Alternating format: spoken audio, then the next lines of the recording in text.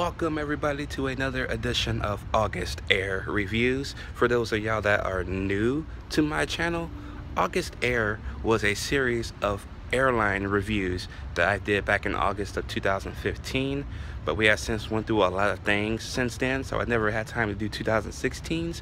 It is back for a short little time this year because I did find a couple of airline movies that I wanted to talk about, and we're going to kick it off with one of my favorite ones from the 1990s, that is Passenger 57. Passenger 57 stars Wesley Snipes, that's John Cutter, a former Secret Service agent in charge of trying to stop this madman Charles Rain from escaping the clutches of the FBI after he inadvertently takes over an L-1011 aircraft and its passengers on board.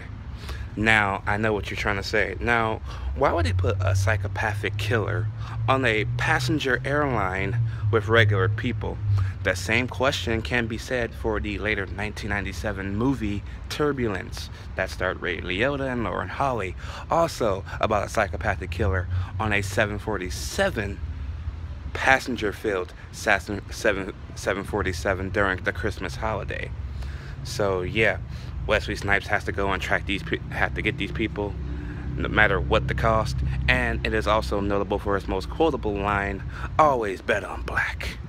I really enjoy Passenger 57. This was a good movie. My God, Passenger 57 is so fucking cheesy. It is cheesy in all of the right ways that should be cheesy. It's funny. It has drama, especially on the part where it comes to Cutter's losing his wife in a robbery, that situation that went bad a couple years before, and he's trying to deal with that, but it's haunting him. And yeah, he's kind of taking it out on this flight attendant that is in one of his class that he teaches about airline safety from terrorists and shit.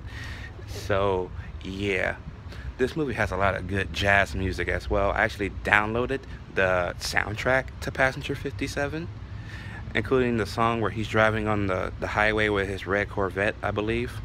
That song stayed with me the whole time. It's the most memorable song in the entire movie.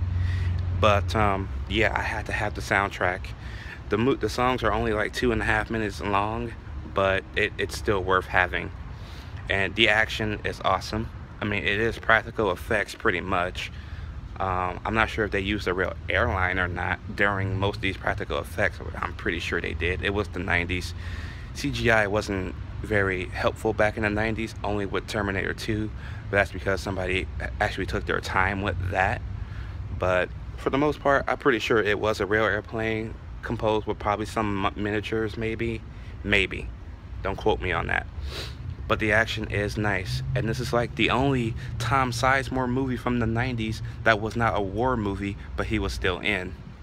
So yeah, every time I would see Tom Sizemore in the 90s, it was always from a war movie. So from an action thriller film, this is a first. This is really a first. But Tom Sizemore is a great actor anyways. So yeah, Tom Sizemore is my childhood. So yeah, he was in everything I watched as a kid in the 90s. So I got nothing bad to say about him. Now, the psychopathic killer himself, Charles Rain, the man who plays him, my God, he eats up all the fucking scenery in this movie. It is so fucking awesome how great of an actor this man is. Now, I'm not sure what he does now, if anything, but I wish I would I'm gonna find out. So if he has a show or something, I gotta check that shit out. And Elizabeth Hurley, yeah, she's a bad guy. Bad woman in this movie as well. It's weird seeing her play a villain, even though she played the devil in Bedazzled. But then again, that was a comedy. It wasn't an action thriller. So this was more of a little bit more serious for her. But I liked it. It fit her perfectly, actually. It's weird. But yeah. All in all, Passenger 57 is a great time. Well worth the 90s tribute as well. So yes, I will give Passenger 57 a B+. Let me know what you guys think about Passenger 57 down below. Did you like it? Did you not like it? And I will see you guys in the next one.